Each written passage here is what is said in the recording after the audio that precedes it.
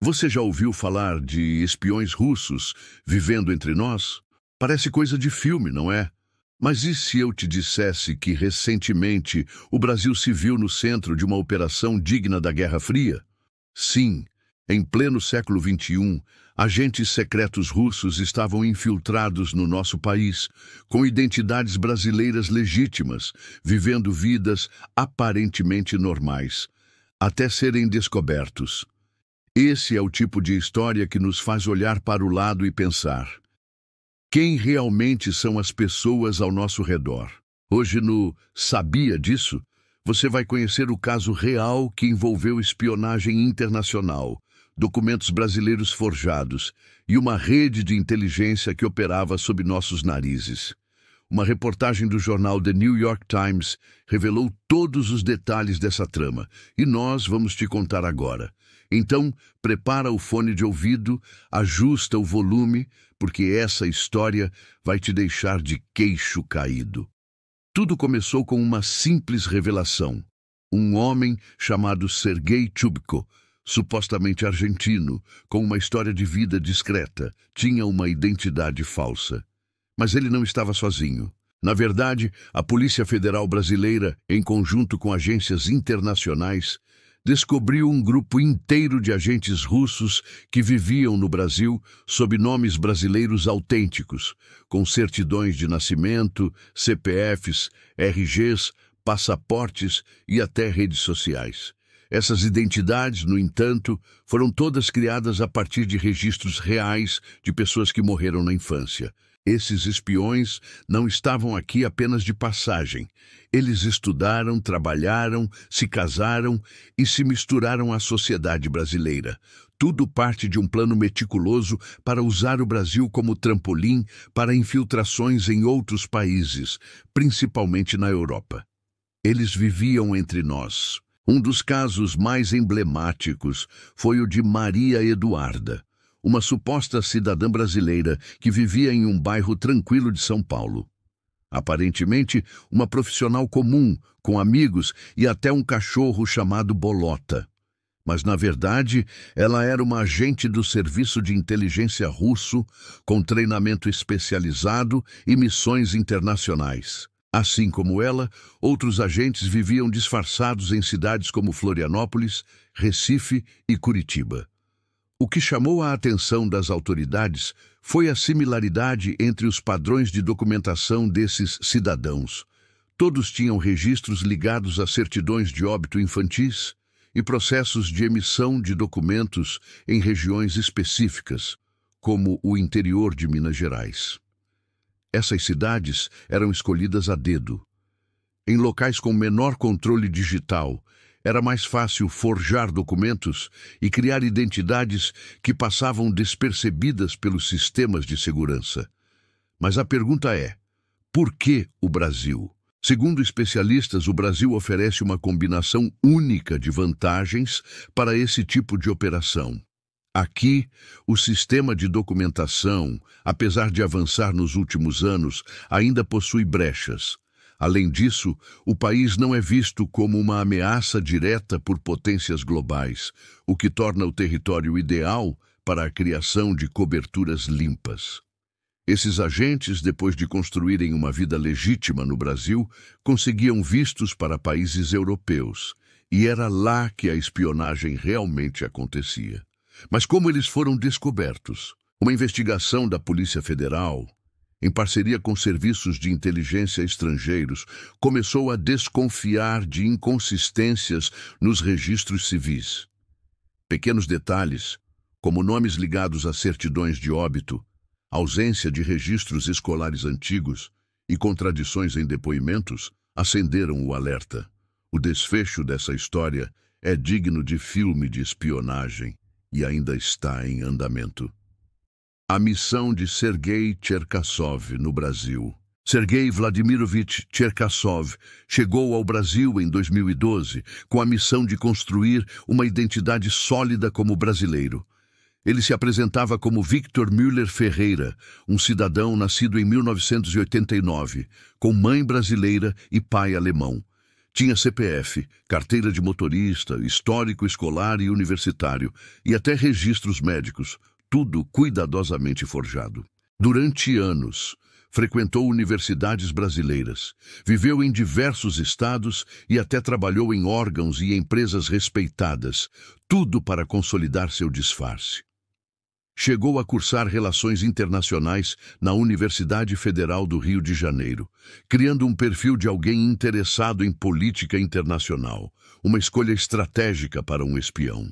Mais tarde, conquistou uma vaga na prestigiada Escola de Estudos Internacionais Avançados da Universidade Johns Hopkins, nos Estados Unidos, um feito que só foi possível graças ao seu perfil brasileiro forjado. Isso demonstra o nível de sofisticação da operação. O Brasil não era o destino final, mas um ponto de origem conveniente e pouco visado para infiltração no Ocidente. O objetivo principal era acessar centros estratégicos de conhecimento e decisão, como universidades, organizações multilaterais e empresas, sem levantar suspeitas. E, de fato, por muito tempo, ele passou despercebido. Até que uma sequência de falhas começou a desmantelar toda a operação. A queda do disfarce. O primeiro grande erro veio em 2022, quando Cherkasov tentou entrar na Holanda para trabalhar como estagiário na Corte Penal Internacional, um dos tribunais mais relevantes do mundo. Autoridades holandesas, com apoio da inteligência dos Ipensiniwa e do Reino Unido, desconfiaram da documentação e interromperam a entrada. Ao ser deportado para o Brasil, sua identidade começou a ruir. A Polícia Federal Brasileira, com auxílio de agências internacionais, passou a investigar Victor Müller Ferreira mais a fundo.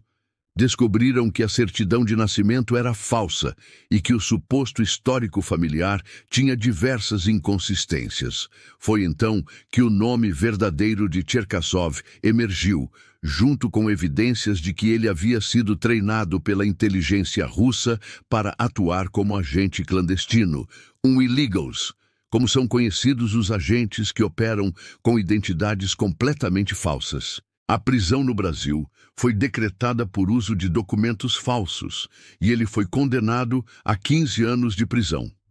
O governo russo negou qualquer ligação, como sempre faz nesses casos. Mas o estrago já estava feito. O mundo soube que espiões russos estavam usando o Brasil como base para infiltrações globais. A rede de espiões e seus métodos. Com a prisão de Cherkasov, investigadores começaram a mapear outros casos semelhantes. Descobriram que ele não era um caso isolado. Outros indivíduos com perfis parecidos também estavam vivendo no Brasil com identidades forjadas. Alguns atuavam em áreas técnicas, outros em negócios e até em ONGs, todos com o mesmo padrão. Biografias consistentes, mas com pequenas falhas detectáveis por cruzamento de dados. Esses agentes russos não agiam como nos filmes, não carregavam armas, nem se envolviam em perseguições. Seu trabalho era mais silencioso e, por isso, mais perigoso.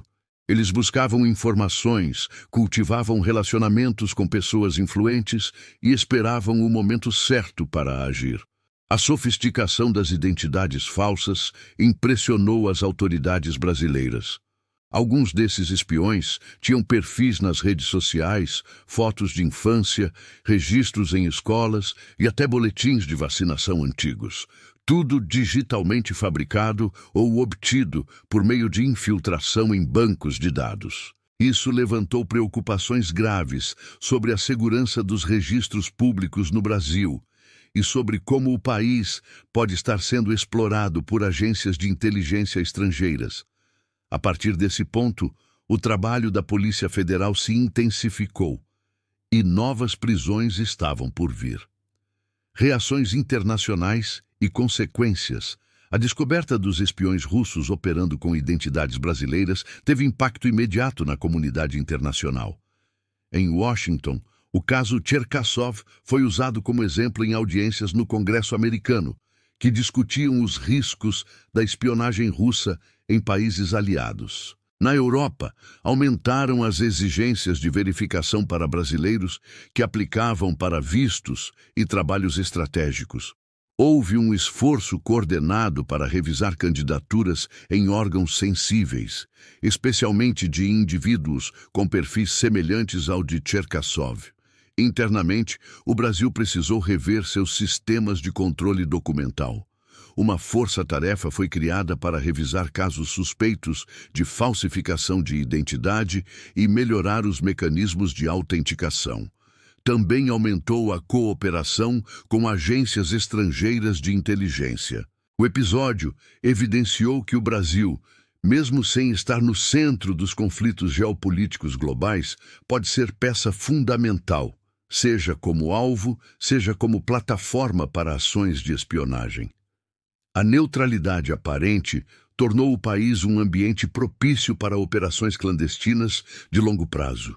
Novas prisões e a expansão da investigação. Após a prisão de Cherkasov, a Polícia Federal intensificou as investigações, cruzando dados de registros civis, históricos escolares e movimentações bancárias com informações fornecidas por agências de inteligência estrangeiras.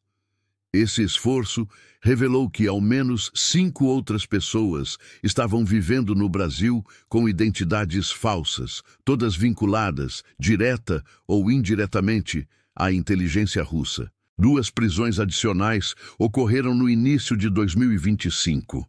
Em ambos os casos, os suspeitos utilizavam documentos brasileiros, tinham vidas sociais ativas, perfis profissionais coerentes e nenhuma suspeita anterior. Um deles estava matriculado em um programa de pós-graduação em ciência de dados no Rio Grande do Sul, enquanto o outro trabalhava em uma startup de tecnologia em São Paulo. Os métodos usados para a criação das identidades falsas também foram alvo de estudo. Descobriu-se que parte da documentação era emitida a partir de brechas no sistema de registro civil brasileiro, aproveitando-se de cartórios menos fiscalizados. Há indícios de que funcionários públicos podem ter sido cooptados para validar esses documentos. Além disso, a PF passou a monitorar interações digitais, triangulando conversas com padrões de comunicação comuns à inteligência russa. Essa abordagem, combinando análise documental e rastreamento digital, levou à descoberta de um possível núcleo de apoio logístico à rede de espiões, composto por cidadãos brasileiros, alguns dos quais sequer sabiam que estavam colaborando com agentes estrangeiros. Brasil na rota da espionagem global. O caso Cherkasov e as prisões subsequentes deixaram claro: o Brasil entrou definitivamente no radar das potências internacionais como um território de interesse estratégico para a espionagem global. Isso não se deve apenas à sua posição geopolítica ou às suas riquezas naturais, mas também à sua estrutura documental vulnerável e ao perfil de país democrático com menos vigilância estatal sobre os cidadãos. Em meio a essa nova realidade, o governo brasileiro passou a investir em medidas para tornar os registros civis mais seguros. Um dos principais focos tem sido a integração dos bancos de dados dos cartórios com sistemas federais de biometria e validação em tempo real. Também foi proposta a criação de um órgão interministerial para combate à espionagem, integrando Itamaraty, ABIN, PF e Exército. A pressão internacional também se intensificou.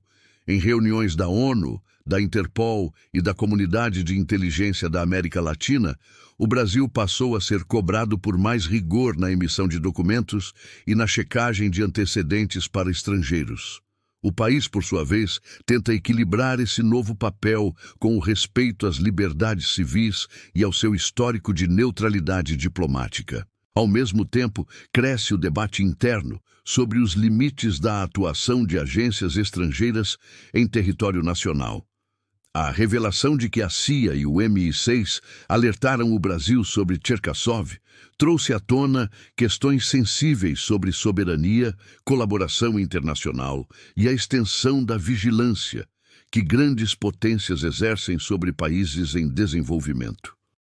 o futuro da segurança e da identidade. O caso dos espiões russos no Brasil é mais do que um episódio isolado de espionagem internacional. É um alerta sobre os riscos de um mundo hiperconectado e tecnicamente vulnerável. Mostra como é possível criar uma vida inteira a partir de documentos forjados, redes sociais fictícias e trajetórias cuidadosamente planejadas. O uso de identidades falsas, que antes exigia papel, impressoras e contatos em cartórios, hoje passa por engenharia social e manipulação de bases de dados digitais. A espionagem moderna se vale de ferramentas de Big Data, deepfakes, inteligência artificial e engenharia cibernética para operar abaixo do radar por anos.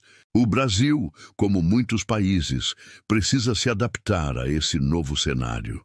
Não se trata apenas de proteger segredos de Estado ou conter ameaças estrangeiras, mas de garantir que o conceito de identidade, base de qualquer sociedade, não seja corrompido por interesses geopolíticos ou fraudes sofisticadas. No centro dessa história está uma pergunta incômoda.